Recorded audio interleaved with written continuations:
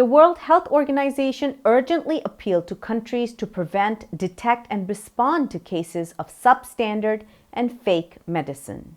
In the past 4 months, several countries have reported incidents of over-the-counter cough syrups for children with confirmed or suspected contamination, said the WHO. They reported high levels of diethylene glycol and ethylene glycol. At least 7 countries reported cases, and there were more than 300 fatalities in 3 of the countries.